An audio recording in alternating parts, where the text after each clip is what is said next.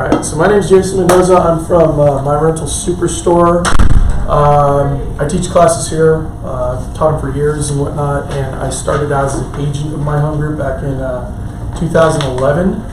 But that's not what we're here for today. Today's the road to rental riches, and I'm excited to teach you guys this class just because this is basically how I built everything, building my own rental portfolio.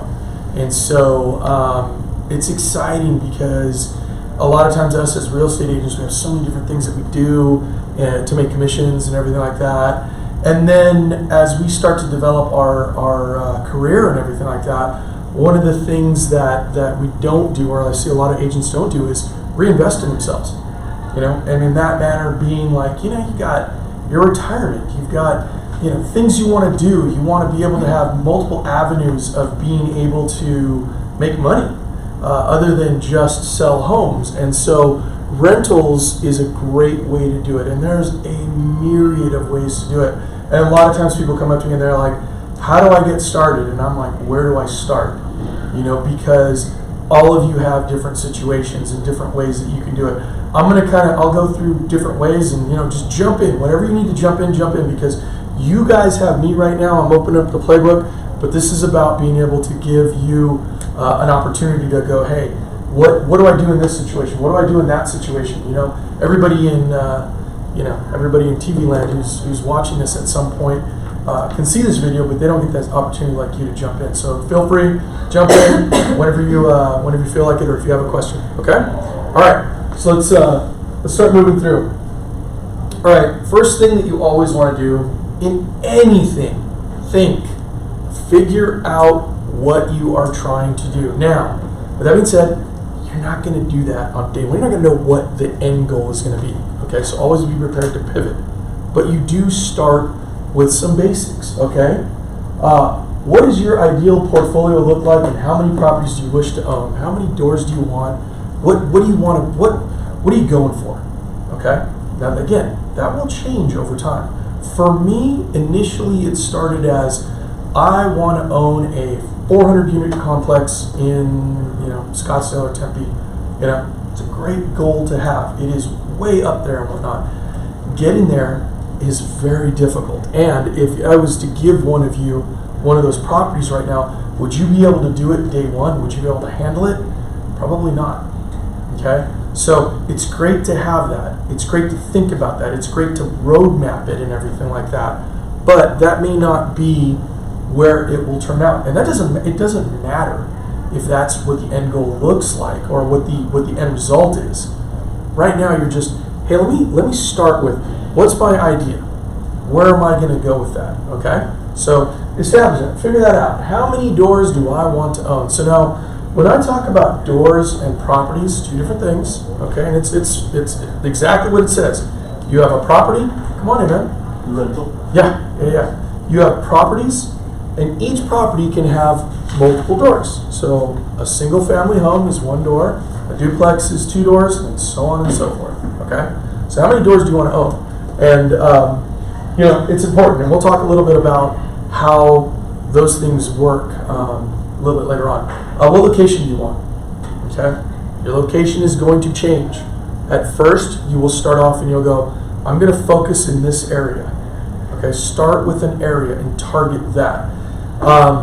There was a guy years and years ago. His name was Carlton Sheets, and he made these CDs, and I think he did DVDs and stuff like that back in like the 90s, 80s and 90s, and he was a guru of picking up rentals and whatnot. And one of the things he said was focus on a 15-mile radius around you, or 15 minutes actually. He said, you have 15 minutes. You're 15 minutes to every property. Okay, whatever your comfort zone is, 30 minutes. 10 minutes, a mile, whatever it is. Figure out your location. And I would always advise you start somewhere in the city that you live in. Biggest reason is because you can actually go and you can touch it, taste it, feel it, right? It's really hard for you to go to another city and do that. That creates a lot of barriers for cost and whatnot. So I would say start in wherever you're at. Start there and go, let me look for my first one there and go from there. Okay? All right. How are you going to get started? Right, another big question. It's like, what am I going to do to start this out? Am I going to potentially look on the MLS because I'm an agent? Am I going to talk to a few wholesalers? What am I going to do? Am I going to, as I would suggest, game plan? What is the first one going to look like financially for me? What is acceptable? Am I in a situation where if I were to buy a rental and it was even every month, I had no room for error, could I cover the mortgage for a couple months? Would that be all right? If that's not okay, can I be in a situation where I can get a rental, it's positive $200 to $300 a month, but my game plan is to get through that first year and basically get to a point where I've made some money on it. How you doing? I've made some money on it, and now I'm going to move forward from there. Okay, so what's my little game plan? And so we'll talk a little bit about structuring the deal, putting together a mortgage and stuff like that, and seeing what's my cash flow going to look like, because that becomes very important. A lot of times where people go wrong is they buy the first rental and they're negative. Now, some people can afford that. You've got, let's say you got a lot of disposable income, no problem. I never recommend that. I always think that's not the right way to go about it. But in certain circumstances, it could work. Think about that, because that, at the end of the day, we need to make more money at the end of the year than all of our expenses to be positive. Okay, we need to consider that. So take a little bit of time to think about that. I'm getting started. What is that first one going to look like? Okay, all right. Are you going to have partners? Now, another thing. You will invariably in your career, you are going to have people that come to you. They got a deal. All right, it's okay to partner up. Some people will tell you, don't have partners, don't do this, don't do that. I understand that. But I will tell you, go to some of the most successful real estate people in the world. A lot of them have partners, and they have different partnerships. Me, myself, I've got multiple partners, okay, on a lot of different deals and whatnot. I generally don't cross the partners into, more than we're 50-50 on it. In instances before I have done that, it's okay. It's not a problem. But also think of this. Let's say you're looking at a property and it's going to cost, let's use easy numbers, cost $100,000, right? And we're going to buy it 20% down, like an owner occupied, but this is going to be an investor property. I need 20% down, right? I got 10 grand. So guess what? I need another 10 grand just to get to, be able to buy it. I take on a partner. Let's say I only have $6,666.66, a third of it. We got 3 partners, and we get started. It's okay. There's nothing wrong with that. Your first time out, it's actually nice to have somebody else to bear a part of the burden with you. Okay? Identify some partners. Now, I will say this. Be careful who you choose. Okay? This is big boy investing. No matter how you look at it, you have to have somebody that can stomach it, no matter how you're going. And you sit down and think about it. All the things that could potentially go wrong. Okay, think it through. Think it through. Take a little stock. I would always urge you to try to find somebody who also is rational and can do that. If you have somebody who's just, we're going to make $1 million, we're going to do this, you got to give them the reality dose right away. Reality dose. This is where you're at. This is where we're going to be. Let's be smart about this. It's okay if it's your brother, your sister, whatever, but you got to sit down with that partner and you got to go, hey, we need to establish some parameters of what this partnership is going to look like. Let's talk about some hard times and whatnot. If we start on that road, guess what? Your roadmap is going to be a lot easier. That road's going to be a lot less bumpy because you're not going to have as much of those issues that you haven't at least talked about. I work with a lot of different people and whatnot. It's not such a big deal for me now because I have this full conversation and I deal with all kinds of personalities and everything like that. But I would say first time out, man, when I had my first partner, I was very lucky that my first partner was pretty laid back and was like realistic with me. It's like, we're not going to get rich off this thing. It was a disaster anyway, but it still worked out in the end. So just be careful who you choose with your partner. Okay, we'll get a little more of that. Speaking of partners, jump in. Are you talking about property manager, or are you talking about just somebody, investor, a co-ownership? Co-owner. Okay. Co-owner. Yeah, we're not going to talk about property management, but just a smidgen here. That's what I do. But we'll get into that. No, co-owner. He or she has skin in the game. You have skin in the game. You're 50-50 partners or whatever, however you do divvy that up. Okay, So partner, you and I, you got money or you got credit, I got money, I got credit, and we're gonna work together to acquire this property. Make sense? Okay, cool. How's your business gonna be structured? We'll talk about this a little later and whatnot, but you can be sole proprietor, LLC, corporation, another way to figure things out with your structure. Don't get caught up, guys, in stuff that you will hear as far as like structuring all your properties in separate LLCs and everything like that. There'll be time for that. There will be time to restructure and do a lot of different things down the road.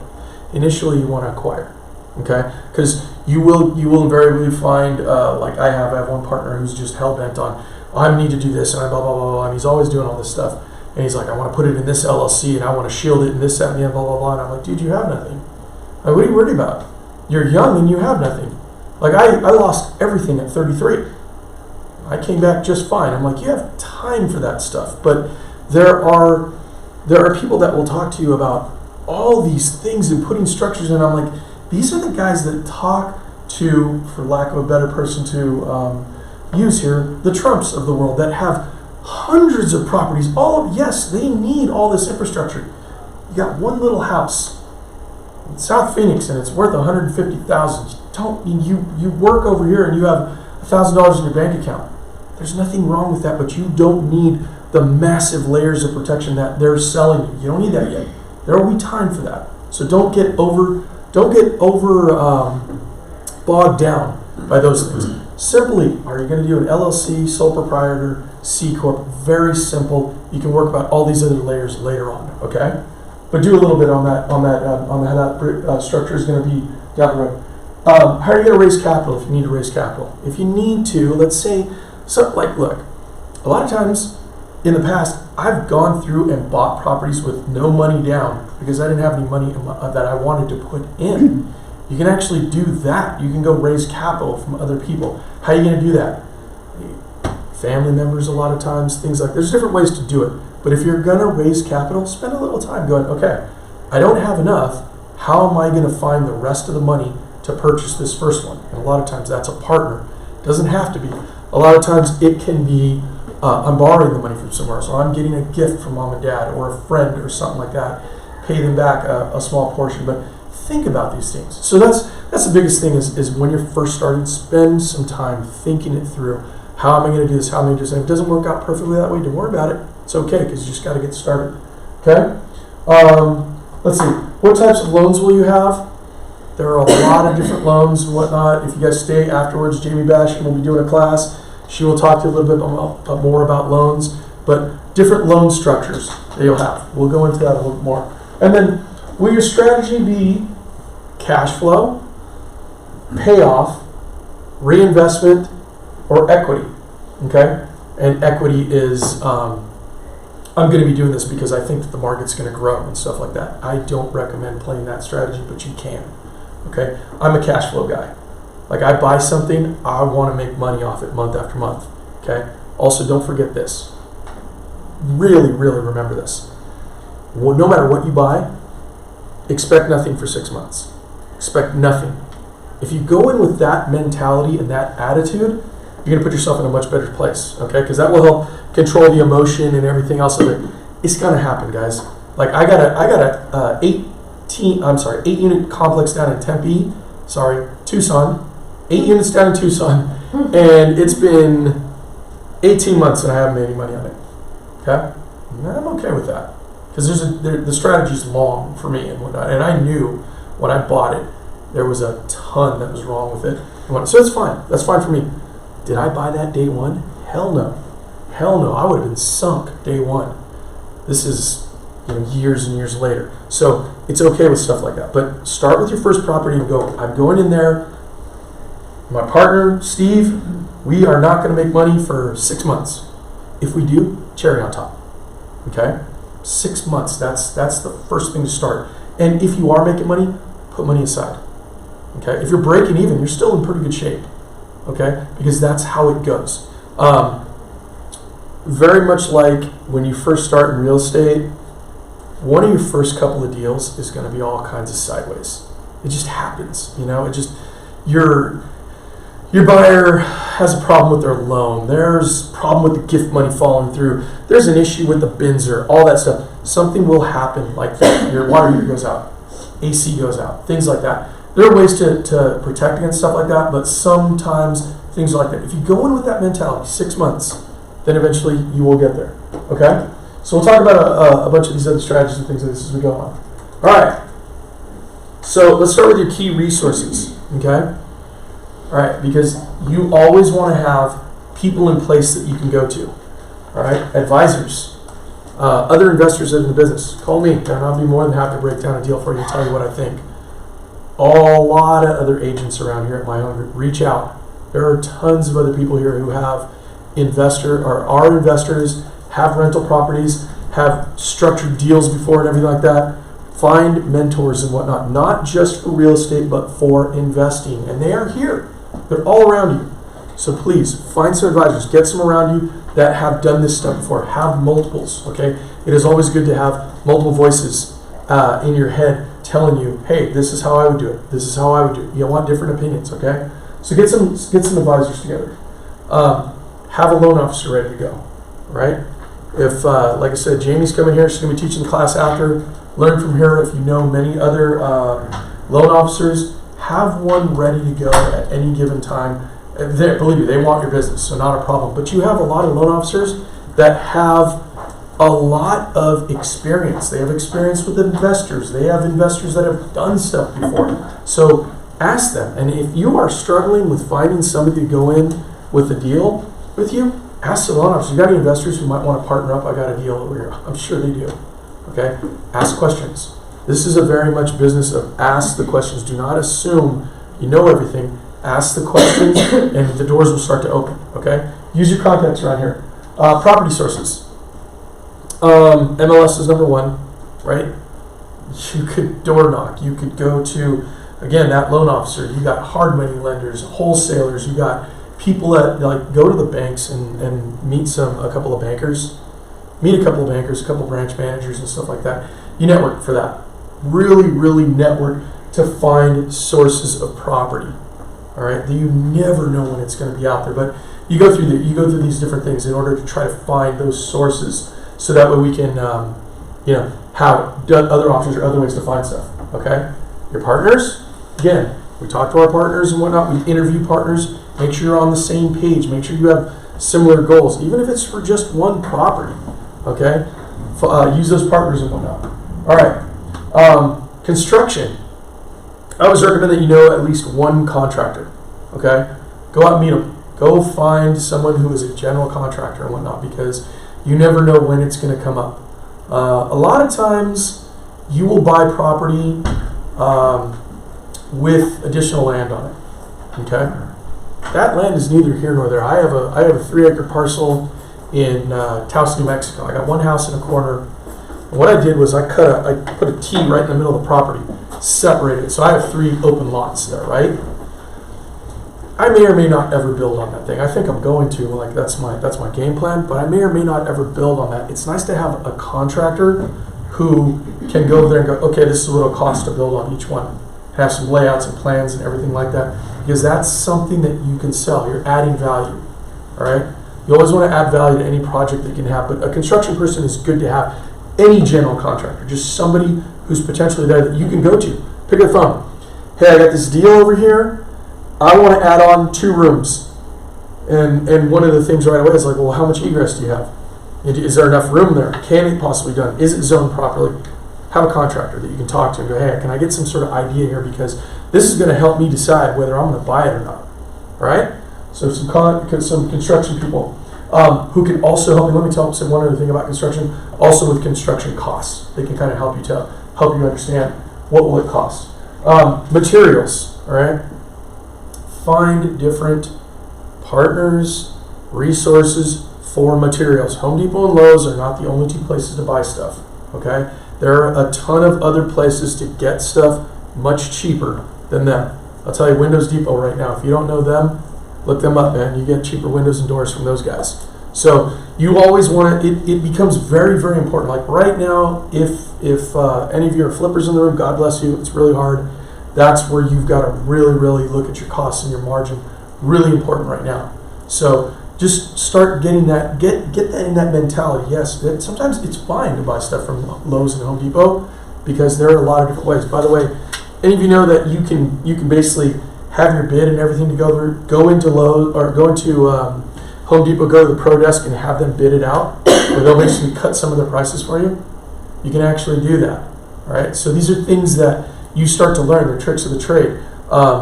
If you work on that a little bit. Again, this is all planning. This is all the planning phase. And do not beat yourself up if you don't remember to do all these things and whatnot. It happens, man. I've had deals where I walked out and I'm like, we broke even. Great.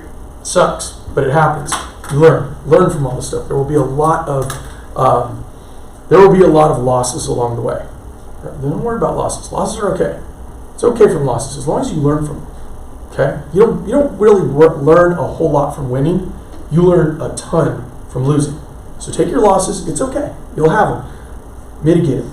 Try not to have big losses. And even if you do, pick yourself up and keep moving on. Okay? Because it will get easier and easier. The thing is to continuously learn from what you're doing. Okay. All right. Those are your tailors. And your funding. Again, talked a little bit before, but who's going to put the funding together for you? All right? Because when you are buying your rentals and whatnot, it's not always going to be, I got a conventional loan and I'm buying it there. Sometimes it's like they won't loan on the place. So I got to figure out what I'm going to do. All right? It's fund funder. All right. Next thing you want to do when you're laying it out, we're just still laying our groundwork. We're thinking it through. What's my time frame? All right? Property 1, property 10, property 20. This is just arbitrary, guys. Arbitrary timeline. You got to figure out your timeline. Set yourself a goal. Okay, with it. The goal, like I said, the goal will change. But have an idea of what am I doing here? What am I setting myself up for here? Am I gonna put myself on some sort of pace? Because if you can do it, you can hold yourself accountable to it. And that's key, is you got to hold yourself accountable. This is how I'm going to get to where I want to get to. Okay, so we got our time frame. All right, where are you going to own your properties? All right, so we talked about proximity, all right, to start. But over time, that is going to change, all right? So as you start to look at it and whatnot, so let me jump ahead a little bit, all right? Now let's say you got 5-6 properties here. Now some deals start coming up in other places, California, Illinois, New York. Why do you think I mentioned states like that? Any idea? Because they're tough to own in. They're tough to own in. Excellent. Yeah, they got tough landlord-tenant laws over there. I'm from California. So let me go back to that first round I told you I had with my partner. Sacramento, California, I bought a duplex. Worst mistake of my life because I could have bought a fourplex at the time and moved into it in Midtown Sacramento. I would have lived there rent-free. I'd have that place paid off right now and probably be netting $10,000 to $12,000 a month on it just by letting it pay itself off because those units become so valuable because of the location and everything. Anyway, I bought a duplex with this guy Tony and whatnot, and I think maybe 3 months in, lady stopped paying, and it took us 8 months to evict her. It was a disaster. Yeah, we had one person paying on the other end. We had repairs. We were feeding the kitty just to get through. Guy got shot across the street.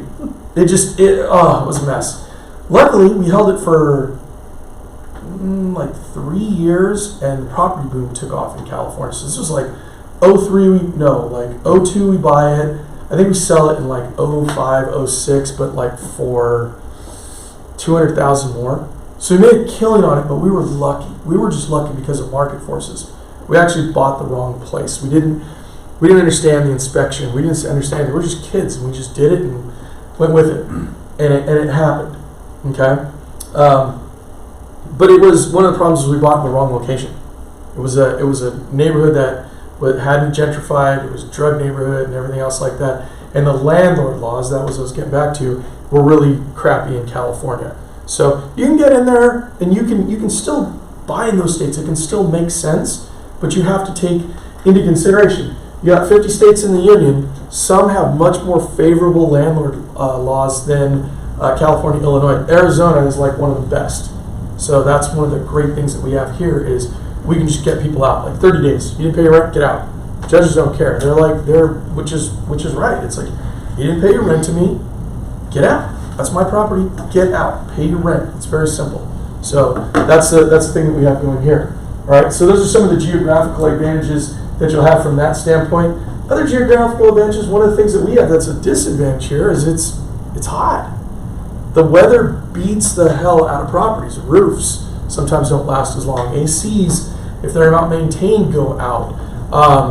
Damage just to metal, plastic, different materials. Paint doesn't last as long because the heat just... So geographically, you have things like that. In other states, it's snow, it's rain, things like that. So geographically, what am I looking at?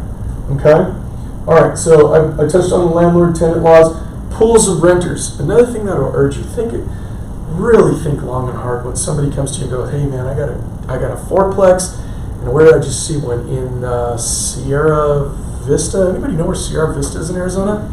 I don't. I have no idea where that is. But I'm like, I'm not gonna buy there. And this guy that brought me the deal, he said, well, why wouldn't you buy there? And I was like, dude, Sierra Vista, that's a tiny little place. I don't know where it is, but I can tell you it's a tiny little place because the only big places in Arizona are Tucson and Phoenix. And I consider bigger metropolitan areas as big enough places. I might buy in Yuma. I've been there a couple times, and I got a buddy down there. We have an office down there. But if you don't know the area and it's really small, you need to think long term. How am I going to get rented out? Like, who's going there? Are people going to actually rent there? Like this guy sends me stuff in like random spots all the time. Arizona City, really just off the beaten path kind of places. And I'm like, I don't invest there, guy. I'm like, I would be willing to go to a different state. Oh, 1 second, I got you right now. But I'm not going to go there because they're tiny little places. If you know them and you understand it, go for it. But I don't, so I'm not. What's up? People getting out of those places. Yeah. Think long term. What are people doing? They're kind of migrating to the cities right now. That may change again at some point, but for now, it looks like we're consolidating more and more. It looks like people don't want to be on the farm. They don't want to be out there. You're seeing like little businesses will close up in Globe, Superior, things like that. It's not enough to do. So what do they say? What is it? Bees are attracted to honey, not to fire. So you got to be where the jobs are. You got to be where people want to be. So when you look at location, unless if you really know that location, you got to think really long and hard when somebody goes like, hey, I got 20 units in Stillwater, Oklahoma, and it's on the edge of town and blah, blah, blah, blah. And it's like, why? Yeah, that sounds great, but I don't know anything about it. What do the jobs look like? What is the possibility that community is possibly shrinking? Detroit. You sell me in downtown Detroit. Awesome. Sounds great. Real cheap. Detroit's been shrinking for years, and I don't know if it's gonna turn around. It might. Maybe you get there early in the game. I would suggest not first time out. Maybe after you got plenty of money and you're like, I'll buy a lot in Detroit. It doesn't matter. At that point, when you're like, when you guys are the rental tycoons and you're like, I got money to burn, then do it. Why not? You're like, yeah, throw it out there and go for it. But now, stay away from that. Set yourself up for success. Okay. All right. Long-term rent conditions, again, go back to jobs, things like that. One of the issues that may be here, depends on who you talk to, is maybe it's going to get too hot here at some point. Does it get too hot for everybody to live in Phoenix? I don't know if I quite believe that. At least not in my lifetime. Maybe somewhere down the road, it may just not be livable.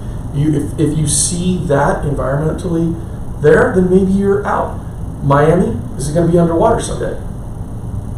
Beats me, man. I mean, I don't really know what's going on there. I don't really know a whole lot about that, but just something to consider. Okay, are there any issues like that? Right? All right. So doors versus property. Very simple again. All right. Our one door is generally our single family condo townhouse. All right. So always two things here. Number one, single family, probably going to be your most stable renter. All right.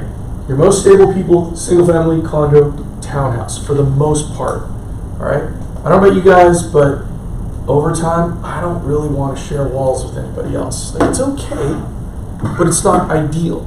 It can be, but it's not ideal. And if I am going to share a wall, I probably want to share my wall in a condo or townhouse versus multifamily. okay? There's nothing wrong with multifamily and whatnot, but over time, people are gonna be a little bit more apt to go to a place where they're either not sharing wells or it's a little bit nicer or whatever. It's just a single family domain. This is just common sense. Common sense, families, things like that, they're gonna wanna have a little yard and whatever. So these places are a little bit more stable. The reason I talk about that is that something that you need to consider over time is called turnover, all right? One thing that's the biggest killer for you in rental properties, vacancy. Number one, if it's vacant, you're losing. You are losing, so you need to get it refilled. So these will be the most stable thing. Do I invest mainly in this? Heck no, I invest over there. Because it is worth it to me for the little bit less of stability that I might have here. This, first time out, buy that. Buy that. Buy one of those the first time so you can get started. Okay? You get your feet wet, you kind of learn about it and everything like that. You're able to start. Go for it. In multi-family, the interest rates have gone up, the returns have gone up, so have the prices come down? Not yet. It doesn't seem like it. I'm gonna grab water over here, guys. No, I'm not seeing the prices move low enough. There's too many of my kind, damn Californians that are coming out here paying premium prices for it. It's stalling a little bit. For multifamily? Mm-hmm. Yeah, because think about it, man. You can buy a fourplex around here, 550, 600,000, 700,000, right? Santa Monica, 2.2 million. Not in Scottsdale. No, Scottsdale, don't buy a fourplex in Scottsdale. No. Yeah, it doesn't make sense. Yeah, it doesn't make sense. Go for it. Multifamily, even like the fourplexes and eightplexes, I know you run your own property management. It seems like it's just more work though, right? So it's a lot more work. So that's a little bit of a challenge is the single family, the renter's paying for most, they might have more stability, might stay there for 5 years plus, there's less to do, but the multifamily, you're having to manage the utilities, the landscape, and the turnover a little bit, so you kind of have to have your arms around it. You might make more money, right, but it comes with more work, right? Is that right? Absolutely. And what's the one commodity you can never get any more of? Time. Yep. It's your time. Addition to that multifamily, I mean, right now, if you're gonna look at on the MLS multifamily, you run the numbers with the rent, it doesn't make sense. Yeah, right on. Right. Yep. So 100%. I don't know why we're still looking at multifamily. Right now, I don't. That's what I'm saying. I'm not going to suggest that. Is that always going to be the nature of the market? Absolutely not. Things always change. Like we get stuck in the moment, but things constantly change. I'm reading this book right now, and this guy is talking about 1980 getting wiped out in real estate. 2000s happened again. Can possibly happen again right now. So these things will happen. There is going to be another great opportunity to buy in multifamily, things like that. The foreclosures that could come out of this thing. I've got some clients that have bought some multifamily at some kind of high prices. Like I'm hoping for them. But what will eventually happen is some of those people will start to walk away. If the conditions all come together all at once, you could see it really create some opportunity. You can see interest rates. I mean, I don't have a crystal ball, guys. I can't tell you, but where are we at with multifamily rates right now? Jamie might be able to tell you after the break. Hopefully, whatever. But I mean, what 7, 8, 9? I mean, it's nuts what some of it is right now. And this could be like okay because if any of you, I'm not old enough, but they said back in the 80s it was like 18% for mortgages. I mean, when those numbers start getting there, people will still buy and move and everything like that. The key for you as an investor is to invest smart. Be smart about it. Be able to project out. Be able to maneuver through some of these things. This gentleman right here is 100% right now. Most multifamily doesn't pencil. It just does not pencil. Even though rents have gone up for a while, guess what? They're stagnating now. Mm-hmm. They're starting to drop a little bit in certain areas. So these numbers, when they don't pan out, let other people buy them and whatnot. Stay away from it. When it does make sense, we'll talk about how that actually works out and how it like for me, luckily I bought all mine at the right time. And so with minimal mortgages, 3% rates, I mean, Nobody could beat it. Less than a 50% occupancy pays my mortgages. Yeah. I was looking at the MLS too, just like yesterday or the day before for multifamily around the valley, and they're all kind of like shit right now. Right. What's in the MLS, they're looking upwards of like between 200 and like 300 a door. A door. Which is crazy because Does they're that make like, they're sense? like 2 ones. Yeah. It's absolutely Makes they're no flat. sense. Yeah. Some of us is You would never pay $200,000 Right. for a 2-1. Right. And so look, you got these guys from California or gals, California, Illinois, whatever. They can't. New York. I got one guy from New York and whatnot. And that's cheap for. What's not even cheap for them now? They're looking at going like, it's too much to pay for Arizona, but it's cheaper than what they can get over there. And that's what like overinflated it for them. That and cheap money overinflated it for a long time. Now we're sitting at a level, and I just don't think it can sustain. I think there's going to be pullback. But even multifamily, that pullback's not going to be back to, I bought a lot of them at 150 grand. It was timing. I got lucky, right? But it could be a 20-30% pullback. And if that coupled with lower rates come around, then it becomes a buying opportunity. All right. So down the road, yeah. For right now, yeah, I wouldn't recommend much multifamily unless we find a deal, and you never know. You can always keep your ears open. Like anybody goes, I got a deal. I'm like, okay, tell me what you got. And then I break it down, and then does it make sense? If it makes sense, cool. A lot of times it doesn't make any sense. I'm like, yeah, no, pass. Goodbye. There's wholesalers that come, I got this fourplex, and it's $600,000. I'm like, do you need to tell me anything else? Because I'm not gonna buy it. Like, I don't care. I'm not gonna do it. Okay. So anyway, let's break it down a little bit though. Remember, in the single family, more stable. And remember, it's just one renter, one appliance. One thing that is a problem is that if you hit vacancy in a single family, you are at 0. You don't have anything. That's it, man. I got my condo in Scottsdale. It is vacant at the end of the month. At the end of the month, and that goes to 0 Did the temporarily. AC just go up there? Or is that a different one? That's a different one. But that goes to 0 at the end of the month. Then I'm like, I gotta go find another renter, right? My fourplexes, I lose one renter, 75%. Still making money. Get somebody else there and move forward. That's the one downside of this. But they are more stable, better stable. Generally, you'll have all your utilities paid by that tenant. So that's a good thing. When on the other side of the ledger, you're generally paying water, garbage, and sewer. That's about it. But on the single family, move everything over. Tenant, you're paying it all. Not HOA, you can try it, but they'll go rent somewhere else. But you can get them to pick that stuff up. Landscaping too. Generally, single family home, or if it's a condo townhome, there's no landscaping, but you can usually shift that over to the tenant. In multifamily, you're going to have common areas, so you're going to have that as an additional expense. Okay. Now, in multifamily, you got multiple renters. All right. Why is that? That's a good and a bad. On the one hand, I got more of them to carry the weight if one of them goes out. On the bad hand, it's like I got more of them to deal with when stuff goes wrong. Okay, take the good with the bad. All right, you got let's use the fourplex. All right, let's use the fourplex. You got 4 refrigerators, you got 4 dishwashers, you got 4 stuff. They go out. I just went yesterday to my fourplex in Glendale. I go look at the washing machine because this Cuban lady, she's a little out there. She's, it's not her fault. She's a little dramatic. And I go over there with Angelo, and we're looking at it, and because she's saying it's spinning wrong, and we look down, and there's like a spring that came off, and so Angelo starts pulling the spring, and then we notice that a plastic piece had busted, and I'm like, oh, forget it. At this point now, call up Spencer's, let's get a used one and put it in there and move on with it. If you're gonna repair stuff, awesome. But the problem, here's the gamble with repairs.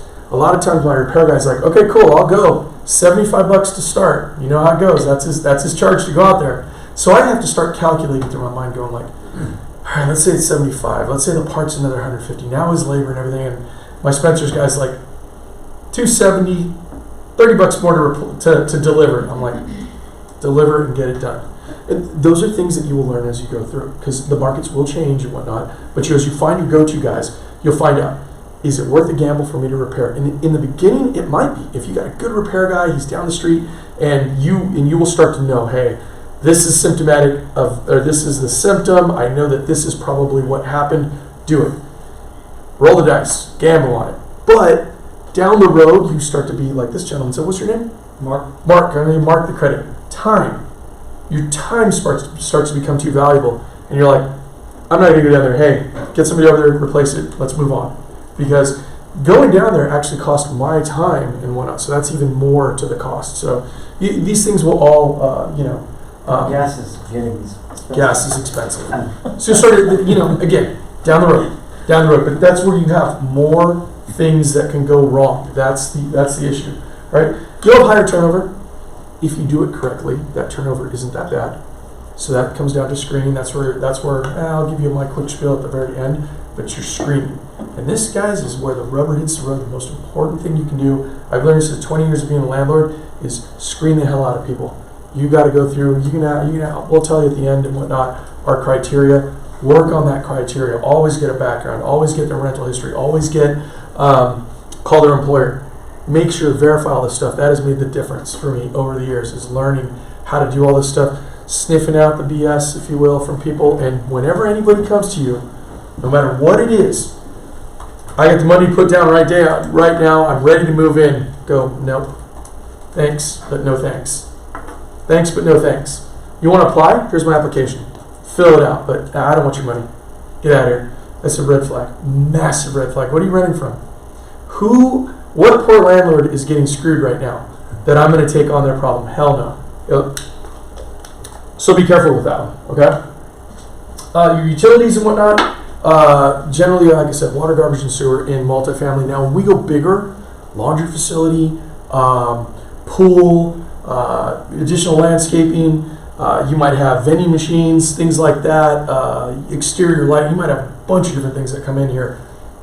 Do the math. If the math works, then it works. But if not, then go, thanks, but no thanks. I'm out, man. It's not going to work for me. Okay? Multifamily is very, very much a very important thing, is to really look at what can you project vacancy out to be at. Okay? Single family, you're going to project a turnover maybe, hopefully once every 2 years. But in multifamily, you're going to have multiples and whatnot. So if I can minimize that vacancy, if I by screening properly and everything like that, that will help me to do a lot better on a multifamily. I usually like to describe it like this. When I buy a building, I walk up like King Kong and I shake the hell out of it, and whatever sticks, whatever falls out. And by that meaning is, a lot of times people sell me buildings and they're like, oh, I got these four renters. I always expect at least one of them to fall out. With 8, looking at with the guy's situation, I told my partner, I was all, we're going to lose at least half, and it's probably the whole building. But we know this is so good of a deal. Like, we bought it, we knew there was an instant $150,000 in equity in it. So it made sense. But that's the thing, is you shake down a building and see what you have. Part of it is done in the inspection and whatnot, but you just never know with tenants. It's hard to tell what you're actually getting, because sellers are just like, here, I got this, and they're like, great. Yeah. When you take over a building and there's already existing tenants there, how do you vet them knowing what you're getting in a tenant rather than just buying a building? Don't really. You don't. You can give them, you can give them estoppel certificates, and you can do all kinds of stuff. But here's what you do: look at the leases. How much longer do I have this problem potentially? So you go and you talk to them and everything. There's nothing you can do, because per Landlord Tenant Act, that leasehold goes with the property. Owner's irrelevant. This tenant's like, I don't care who you are. I got a lease. Everything applies. Look at the leases. The number one thing is look at the leases and start calculating, how soon can I get rid of all these people if I need to? Okay? You will go through, you can find good people. There are plenty of good people and good tenants out there. You just don't know what you're getting. You really, really don't. And that's why I'm saying, if you're going to go over here first time out the box, it can be tough, because you got to be used to it. Me, I can walk in there and I'm like, well, all right, tell me your deal, blah, blah, blah, sort it out. And I'm like, okay, we got this guy for this time, this guy for this guy, and this guy for this time. Let them know. I'll walk in there cold-bloodedly and go, I'm just not going to renew your lease at the end. You might want to start looking out. Or I am going to raise rents. They're artificially low. Going to raise rents. So I'm going to be doing stuff around here. Renters will start making all kinds of demands and stuff like that. And I'm like, great. I will deal with your needs, but I will not deal with your wants, because they're my wants, not your wants. They're my wants for the building. Your needs are, you need to have the building intact, you need to have your walls intact, you need to have your AC working, stuff like that. You don't need new paint. You don't need whatever it is else you need, a new refrigerator, stuff like that. You got a working one, and that's what we'll go with. So, again, kind of being a little over dramatic with it and whatnot, you talk to them. You go and talk to them and kind of figure out where they stand and whatnot, but you will know relatively soon who's going to stick and who's not. So prepare for it. And that's why this becomes difficult. Usually when you're buying this kind of stuff, you're going to go in there and you're going to find your own renter. And if you find your own renter, God, it makes life so much easier for you. I would much prefer, let me buy a multifamily and have it vacant. Of course, I own a rental company, so it's pretty easy for me. But that's the thing. So I want to generally, in general, I want to see leases that are close to ending, because then I know I can go through and I'm just like, goodbye, goodbye, goodbye. Yeah, cool. You can stay, higher rent, and go like that. Okay, so keep that in mind for multifamily. All right. I have a question real quick. Yeah. When it comes to the single family homes and stuff of that nature, when you first started, did you already shop for a property manager to take care of it, or were you doing No, it yourself I did all myself. until you were able to do it? Um, And then what's your thoughts on like a newer community, not having to worry about like a new build home, if you will, or a spec home? New build and spec homes are good. Like, one of the things that I would consider right now, though, is Buckeye, Santan Valley, North and Anthem, anywhere on the outskirts. Right. It's getting harder to rent. Florence, Maricopa. Why is that? Gas prices are, expenses for everybody going up, so they're on the outskirts. People want to live in closer to the city. So while you may get that new build, if it's too far out, you may be too far to attract what you want, and prices are going according to that. Like, people are having to cut down. We got a guy right now in Santan Valley. We told him for the beginning he wanted X for it, and we told him it's going to be X minus 2. Those prices went up too high and the market was fluctuating. That was a big problem too, right? The outskirts were trying to compete with Phoenix and Absolutely. Scottsdale. It didn't make any sense, and now they're feeling it. Builders are giving incentives and stuff out there right now, right? Right. Here's the problem. Great, I got a new build house. If I can't find a renter for it, now what? Okay, so just consider it. You're in the hole. Consider that now. You guys are all agents, right? So you have access to the MLS. Go to the area you're looking at and draw a circle around it and see what's rented for the last 60 days, 90 days. Right. Keep that time frame, guys. A quarter. The market's changed so rapidly that in the last quarter really tells you what's going on there. If you go too far back, Arizona's seasonal, so every 6 months everything flip-flops anyway. So what was happening last year is not the same market right now. Last year in the rental market, white hot, just blazing. People from LA renting out in Tonopah all day and all night because they could get back and forth to LA real easily, right? Now they got to consider, I got to work. That's a lot of gas. And so it changes. So you have to consider, on the outskirts, you really got to think hard about that. Okay? Build-wise, think about that. Just consider that stuff and everything. Now, to your second part, I like new builds from the standpoint of very little to do. Right. You got a builder's warranty. Another hack here. When you buy your first condo, townhome, whatever, anything like that, it's a rental, get a home warranty. Bam, you just got yourself insurance for repairs and stuff like that. Okay? Get your home warranty in line. That is a big thing that can really help you. If your AC goes down, boom, call that bad boy in. Make sure you have AC and appliances on that thing. Those are some of the biggest things that are going to happen to you. So it's about limit that risk that first time out. When you're like me down the road, you know, you're like, yeah, I'm not gonna do that, man. I got my guys that can do this and whatever. And you can roll the dice more and more as you pick up more and more rentals. Okay? So keep that in mind. All right. So let's talk a little bit about partners. Okay? First thing, how do you know them? You know, are they family? Family's not always the best thing to do things with. I got a buddy who's like one of my best friends. I would not invest a dime with him ever. I wouldn't lend him $5. I love the guy to death, but there's no way. And you know, I know some of you may have a brother, a sister, an uncle, a cousin that's like that. Hey, that is pertinent information for you because you have to deal with them. All right, there's no governance on partners and whatnot when you do this. I mean, you put together a structure, a partnership agreement and whatnot, but that doesn't cover their sometimes crazy. I tell people about this when we find renters. I screen for a million different things, right, Kristen? Mm-hmm. But I can't screen for crazy. And I don't mean clinical crazy or anything like that. And if anybody's with that, If someone what I calls mean you is 100 times the first day you meet them, they're out. thanks. Yeah, some people are just they're off their rocker a little bit. And I know, like I said, my buddy, I love him to death, but there's no way because he would be hitting me up every day. How are we doing with the rental? How are we doing? How are we doing? Is the tenant okay? Is the tenant okay? Are we making money? Are we making money? Is there money again? It's like, I don't have time for that. And so you have to consider that. If you don't partner families, you don't rent them out too, right? What's that? You don't rent, if you have rental, you don't want to rent it to them too. What's your name? Fritz. Fritz, 100% right. Listen, in some extreme cases, there's always an exception to the rule. Do not rent to friends and family for the most part. Because why? Just like sometimes, no matter what I say, my wife won't see me as an expert because it is what it is, guys. But they very much, your family and friends will not see you as the landlord. They will see you as their pal. Oh, I can be late. Let me slide. It's business.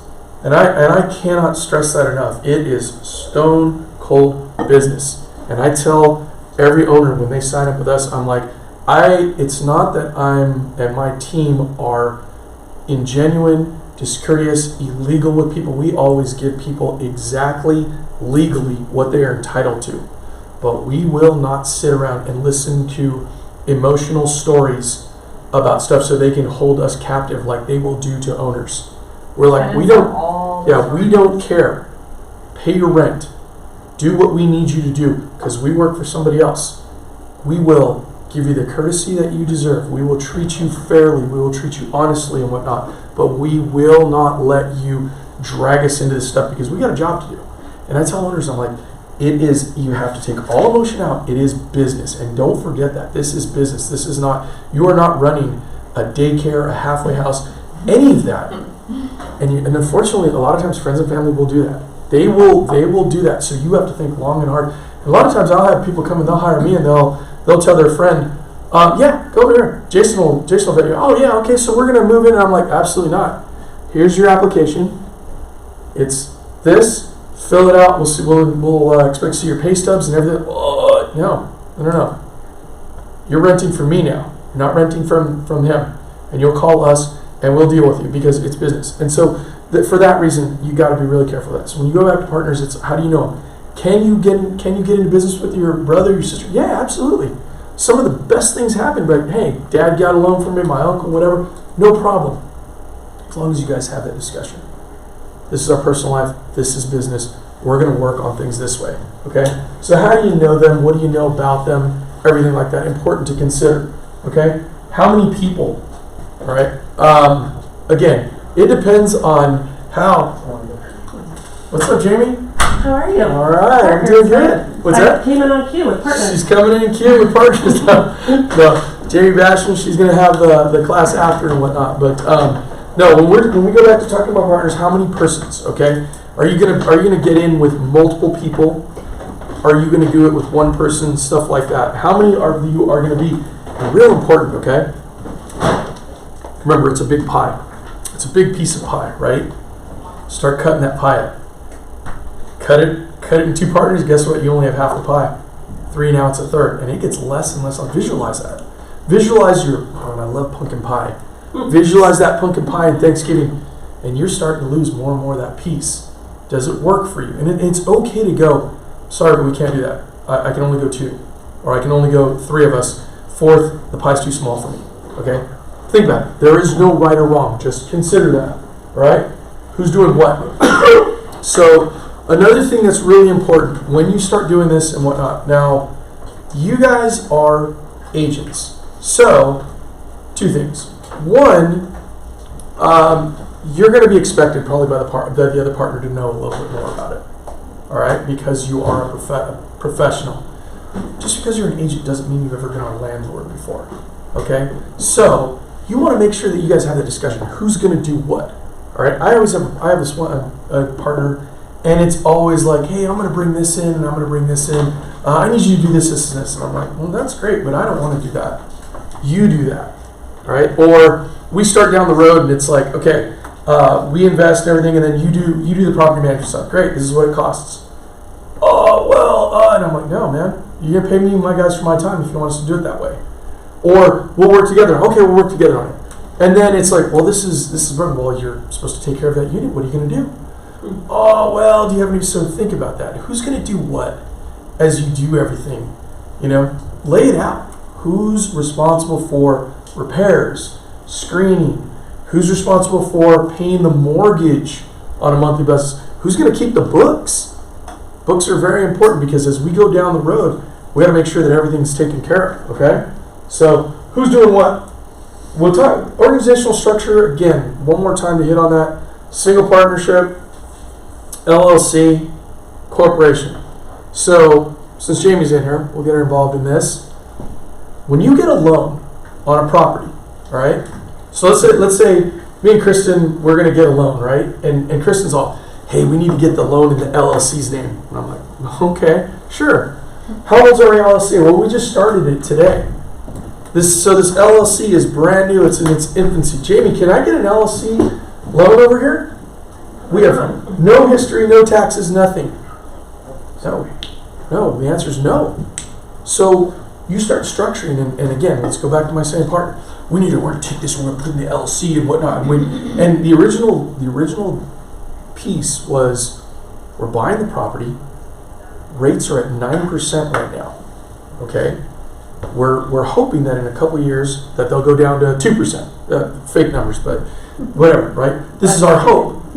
That's amazing. So you want to pull it into the LLC or into some corporate structure that we have nothing else for, and then a couple of years down the road, now we got to try to refinance it.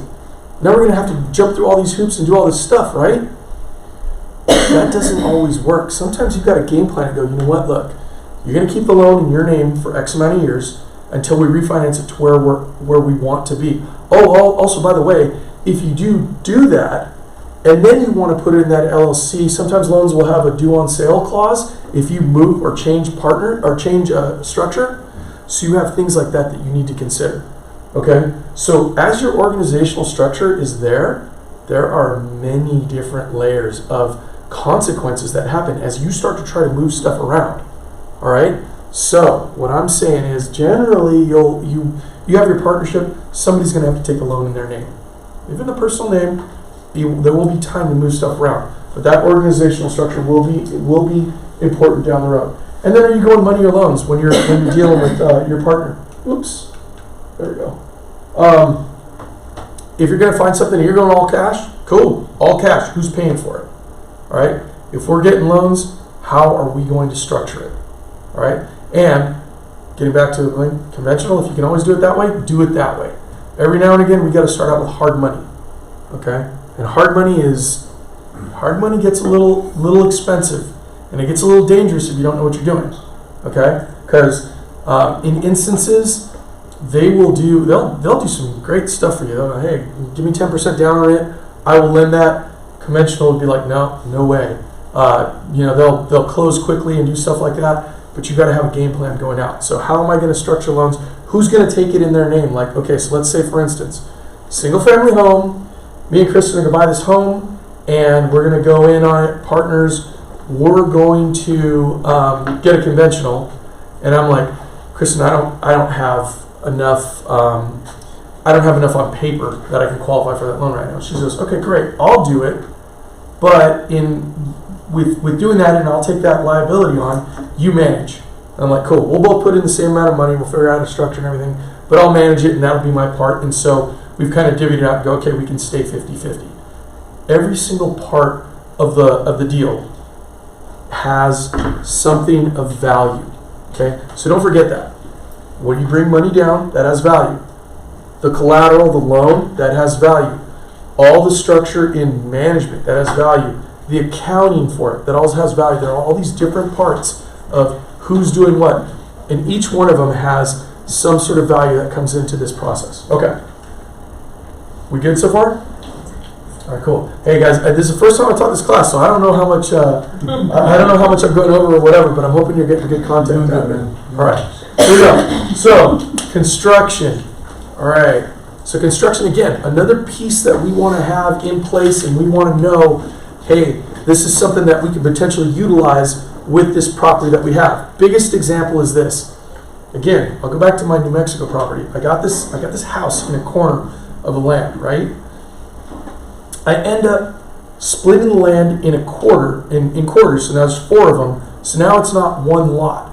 I had to do that for multiple reasons. Number one, I wanted to make sure that I could get the land free and clear, All right, I went back to a lender over there and I'm like, I partitioned this off. This is now 0.75 and there's a house on it. And they're like, well, how much do you owe? And I told them, they're like, oh, no problem. And I'm like, okay, so so the loan was over the entire thing. I'm buying the property. I'm going to do this. I had to do a little bit of structuring because initially I took over the property from my mom's husband because he was basically giving it away. And I'm like, oh, that's a great deal. Okay, I'll take it. So I did that, and I was able to put it in a position to where this land is now free and clear. So now I have 3 lots that are free and clear. Okay. The reason you do that is because if I just had the house on the land and whatnot, all these other lots that I'm trying to build on are encumbered by the original loan.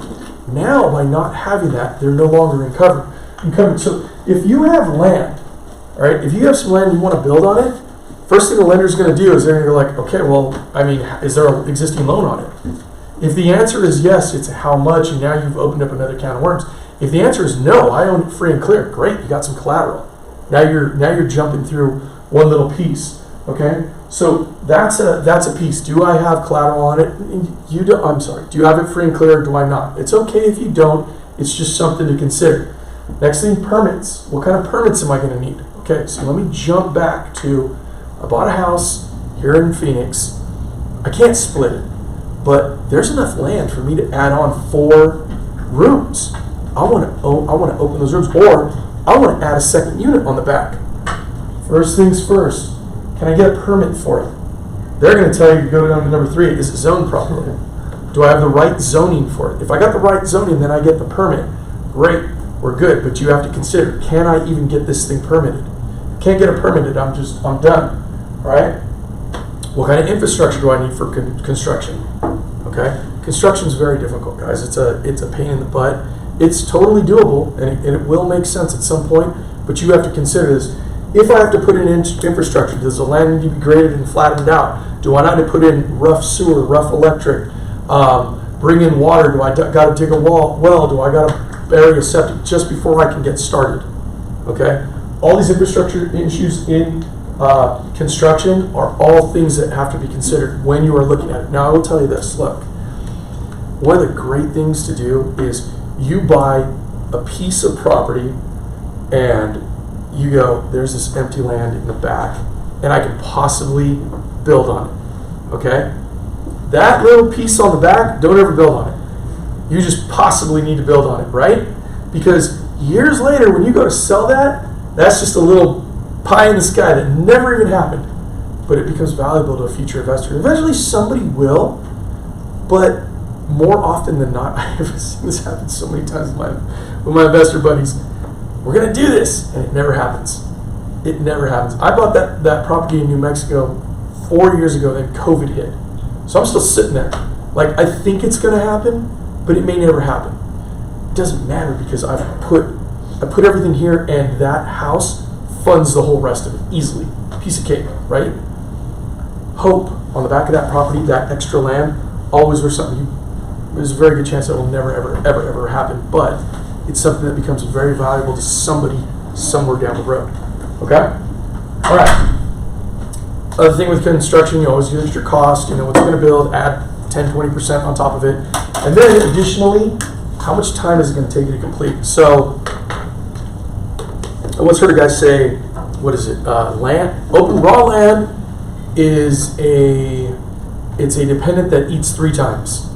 It just is like you're not getting anything on it. It just taxes. You gotta, whether it's you're paying the city, whether it's cleanup, whatever. But there's just nothing coming in on it. So if you're gonna go in that in any kind of construction, it's always, what's my time to completion? Because as those months go on where you're not getting value out of it, that's all a loss. It's all a loss. Now, if it works in the grand scheme, awesome. That is a big thing to consider. Because Mark said it again, time, the only commodity you get nothing more of. Time. How much time am I losing on construction? Okay? All right. So, how do you get started? Right? This is a point where you start going through and you're taking all these things that I've just told you about and you're thinking about it and thinking about it and thinking about it. All right? Now you got to start get down to it. Identify the set of property. Once you go, hey, I've got my partner. I am going to go find some property. So let's use just a basic example. You got a brother. He's like, hey, let's go in together. Let's buy a property. Awesome. Your brother goes and gets pre-qualified for the property. You guys put your money together. Guess what you get to be? You get to be the agent on the MLS. Go find it. Identify a set of properties. Okay, whether it's MLS, non-MLS, whatever it may be. Identify that set and start going through. Start looking. Start going through. Start identifying. Do your walkthroughs. Now, I think one of the important things is to get out there and look at properties, so that way you can start figuring out what you don't like.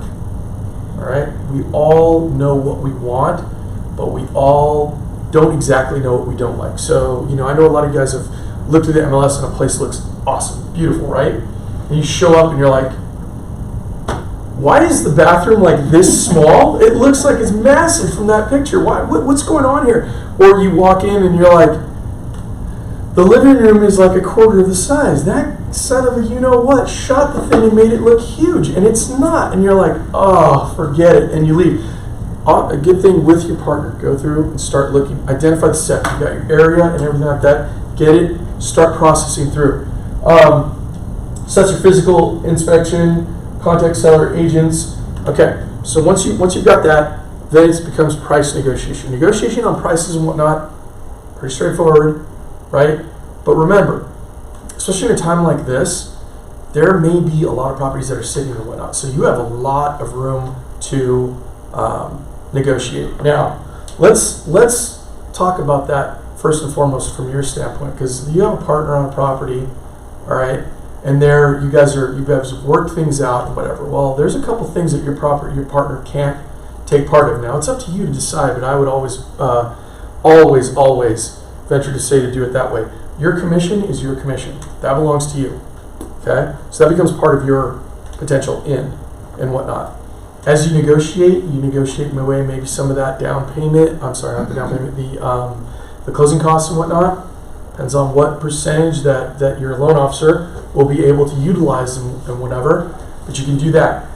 Terms as far as price and whatnot. Sometimes you want a little bit longer close. Maybe you want 60 days instead of 30 days. Maybe you want 90 days. Whatever that may be.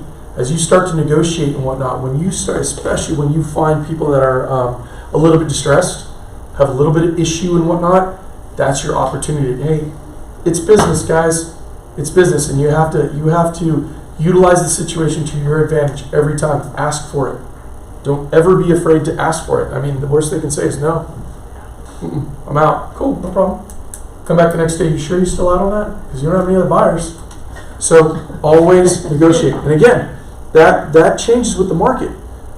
8 months ago, good luck. Sellers like, get out of here. Waive the inspection, and I want 40,000 more. So when the market is optimum, negotiate your terms and get the best you can, okay? And then when you start going out there, the other thing that man gets real important, I don't care if you are so embarrassed by that offer, write it. Just write it. Because you have to be able to just go in there and do it. You never know when the owner, although he may be a little bit insulted, may still come back and go, well, give me 20,000 more. And you're like, cool. Done. All right? So don't be afraid to do that, because all of these, you have to start getting into the motions of doing all this stuff. Don't just think, plan, and then start acting. Start acting. Okay? Once you lock the property up, get that thing accepted. If it's a really good deal, get it accepted. Do your numbers. If you have a little bit of margin, I just saw a triplex in Central Phoenix, McDowell and 35th right now. And one of my wholesalers called about it, and I'm all, $199. She's like, you gotta be kidding me. I'm like, $5,000 worth of trash just to get started. What year was it built? 1920. I'm like, great. I got to start considering I might have to dig. And this was a long driveway. I'm like, I might lay all new ABS. I'm like, so I'm just getting started there. Galvanized pipes, lead-based paint. I need one roof just to start. And so I'm like, $199. In my mind, I'm thinking about $240, $250 is the max I'd go. She's all, seller wants $350. I was like, well, tell the seller to call some other sucker. Somebody will probably buy it. Maybe. Somebody might buy it. I'm like, but it's a mess. There is so much that can go wrong with that property, and I got to find the right partner for it too. I'm like, but there's no way I'm going up to 300 on it. No way. Even if I could get out at 500, like I have to believe that a minimum, not a minimum, but it would at least 150 would be realistic for me to go. If I've got to do everything, I could do it for 150. It might cost somebody 200 or 250, but I could do it at 150. I'm out at 500, 50,000. I'm like, that's a lot of risk. It's not worth it. But that's what I had to look at it that way. And so I'm like, yeah, make them an offer. I haven't heard from them. Oh, whatever. But I'm certainly not gonna offer what they want. There is absolutely no way. And they're the heirs from California again. And somebody, dad, mom, somebody passed away and whatever, and they're like, we want 350 for it. It's falling apart. It's not worth 350. It's not even a single family house that some buyer's looking at going like, oh, I want the land, I can tear it down, I'm gonna move into it. It's like, no, this is a triplex. So you've already whittled down to investors that are just like, no man, the numbers just don't work. Okay. But anyway, getting back to this, lock up the property, deliver your money to title, get going. Okay, so get started. That's what you do. All right. It's a long-term game. Don't get caught up in the short-term traps. Okay. Don't underestimate the income that you're going to make on it and whatnot. So like a lot of times you go in there, somebody's it's only getting $500 per door. How long? Go back to what I was saying before. How long is the lease there for? Can I stomach $500 for another 3 months and then it's done and I can now get it up to $1,000? Look at what the market rent is. Project. Don't overproject, but don't underproject. Don't take what they're selling you and don't take what is already there. Okay? Think about what could be. All right? So don't underestimate what you can make in income. Don't overspend. Okay? Have a hard number on anything you're looking at. Always have a hard number. This is the most I want to go. Go below that. But always have, this is the most I'm willing to go at. That triplex over there, I was willing to go to 250. I might have went 260. That was the cap. I was like, at 260, I'll roll the dice. And I think I can get it done I think I can get it done at 90, but maybe 120. I have to assume 150 if I've got to dig that line. But don't overspend whatever you're building. Okay? Always avoid vacancies. And that's what I'm saying. Avoid negative cash flow. Okay? Because so negative cash flow, or let's talk about cash flow real quick. And Jamie, correct me if I'm wrong on this. When you're qualifying somebody and they have a rental, is it still they get 75% of that income to qualify? Okay. So what that means is when you're going to property 2, because that's what we're going to jump to here real quickly, you get your first one. If we are $1,000 a month in rent, right? When she qualifies me for the second loan, I only get $750 as a qualification. Okay, I don't get that full $1,000. I only get $750. So if I'm already $1,000 in rent and $1,000 in expense, I'm $250 negative right now on my income to qualify for the next property. All right, so I want to be above that. That's one of the biggest reasons why I want to avoid cash flow from my long-term goals. Okay. The other reason is because what happens if a refrigerator goes out? What happens if a stove goes out? What happens if your AC goes out? What happens if the roof goes bad? Now you're having to pull out of pocket. Okay. So the key to doing this is let the renters pay for everything over time. That is the biggest key, is to try to not spend your principal on additional expenses and everything else. All right, you want to put your principal into more investments. You don't want to put it back in the property right now, and negative cash flow will greatly have you doing that. Okay, so you want to avoid that. All right, and avoid buying on emotion. Can you see that? Yeah, yes you can. Okay, take your heart, put it over here, leave it there. Don't come back to it until, I don't know, you go home and see your kids and whatnot, and whatever. But while you're working and you're looking for properties, no emotion. Okay, I like this area. I don't care. I don't care. Green. That's all I care about. Does it make green? Does it make money? Take everything else out of it. All right. And that's where I find the biggest mistakes. Is people going like, "Oh, I want to recapture this or whatnot." It's like, it's gone. It's gone. Forget it. Don't think about it. Think about, does this make money? Does it make sense? Does it work? Okay. So we always stay there. Leave the emotion to the side. All right. Second part of this, let's talk again, now we're going to the second part of it, buying that second property. You file your taxes, okay? Hey Jamie, if I'm writing everything else off on my property and whatnot, and I'm showing no income, am I going to be able to qualify for another property? Not that income. You cannot. So one of the things long term, we do want to write off as much as we can, but we need to be smart about this. We need to think, when I go from property 1 to property 2, I need to have this as well as my income and everything making sense, so that way she can go, yes, I can get you qualified for another loan. Okay? So it's very smart to go, I have to suck it up and pay taxes, file, never even file, but pay taxes too. Don't be negative on that. Show income. Talk to your CPA. Talk to her about, hey, this is what I'm looking like. What could I possibly do a year from now? What do I need to do to be in position next year to buy again? Okay? This is all game planning. This is strategizing it out. This becomes so important when that awesome deal falls in your lap. Really, really important, because if you are negative on paper, and that's great and all because you're writing all this stuff off, you're screwed. Lender's like, I'm sorry, I can't lend to you. You're negative. There's nothing we can do. Okay? So keep this in mind. You cannot, they're not going to give you a loan if you're writing everything off and you're completely negative. Okay? Sometimes you just got to suck it up and pay my uncle a little bit more. I hate paying him too, but you got to pay Uncle Sam a little bit so that way you can stay in the game. All right? Always think about that. Keep cash reserves in the bank too. Okay? Do not spend everything. Do not spend everything. You have to have reserves. So, Jamie, again, if I'm going for a rental property, generally how much reserves do I have to have in cash to pay that mortgage to qualify? 6 months. 6 months. Okay? So, go back to that $100,000. I need $20,000 down plus closing. Let's say the mortgage is $600 a month. I need another $3,600 in the bank to cover that. Okay? So you can't run completely negative. So do you see why negative cash flow is such a problem? I'm feeding it, and now I'm really screwing myself in the future.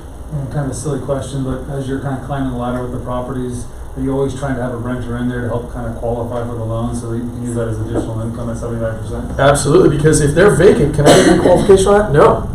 It's at least. You got to have a lease. And then in some instances, the underwriter may go, well, I want to see the rent roll, I want to see it coming in to the bank. Does the lease have to be in place more than 12 months, or is it, No. can it be in place for 1 month and you guys Yeah. can use that too?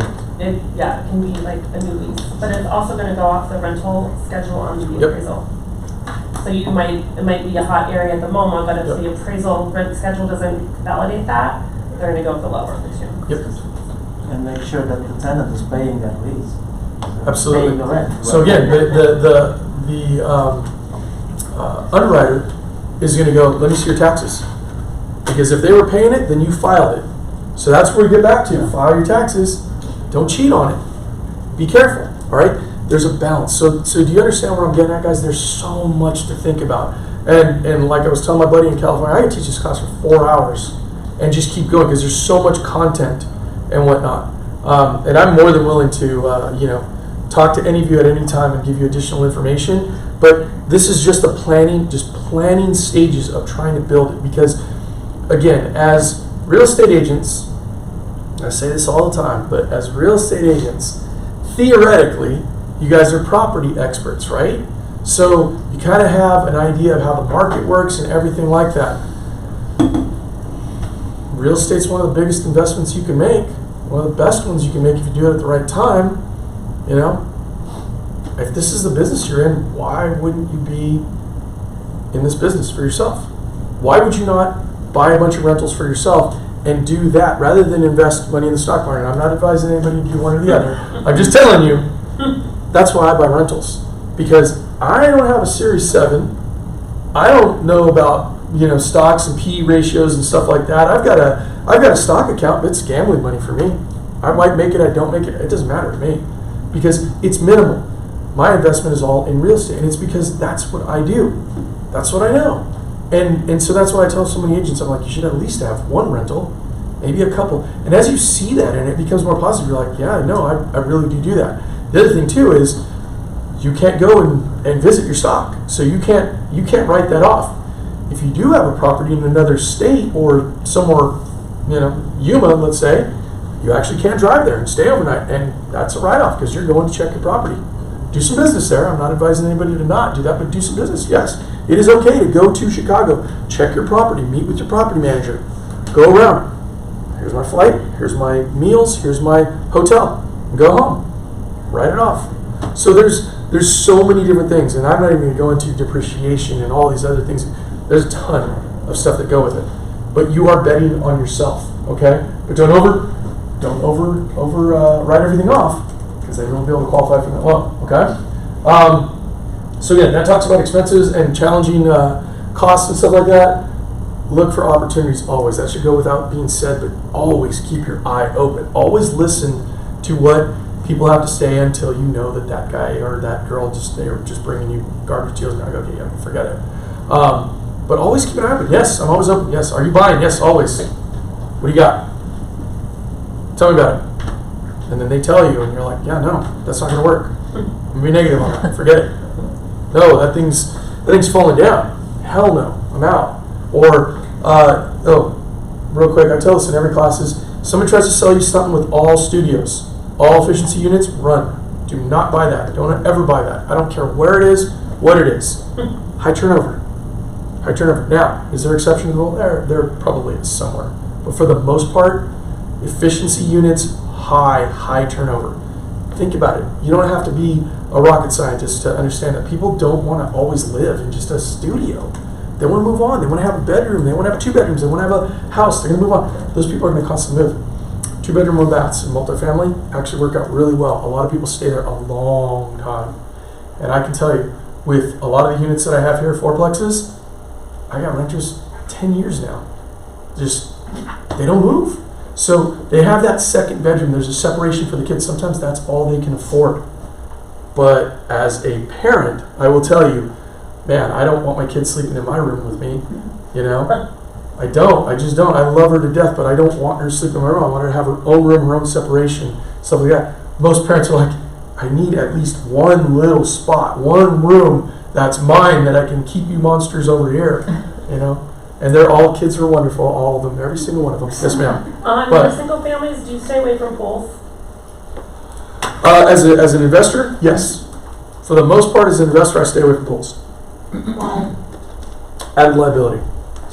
So it usually is okay. I mean, this is for the most part. Have a pool safety disclosure in there, and have a pool fence and or closing doors and everything like that. Still liability. Somebody jumps the wall, jumps in there. Remove the diving board. What's that? Remove the diving board if you have one. Yes, remove a diving board if you have one. Get rid of it. Yeah, it's just an extra liability. So yeah, for the most part, insurance is higher. I got 1 pool in my portfolio right now, and I'll go to 2 when I turn my house into a rental. But one of them is in a triplex. I'm going to fill it in a couple months. Filling it in. It's been nothing but nightmare. It doesn't really make me a dime. The cost for keeping it up, for the minimal more than I make on the rental, is that isn't always the truth. Some houses, if you get into high-end rentals, North Scottsdale, Chandler, stuff like that, pool can make sense because it can make a difference. Okay, so remember what your target audience is and whatnot. For me, in general, I like to stay the middle to lower end. Okay, and I like being in the hood and whatnot because margins there, guys. The margin's really good. And it works. And I'm not scared to walk anywhere in the city. You have to think about your own personal safety and things all things to consider. But do remember this. This is very simple. When people can no longer afford $4,000 rentals, what do? $2,500 rentals. $1,500 is about affordable for anybody at this point. They will always stay rented. So as the stack moves down, this is where it gets dangerous. Okay?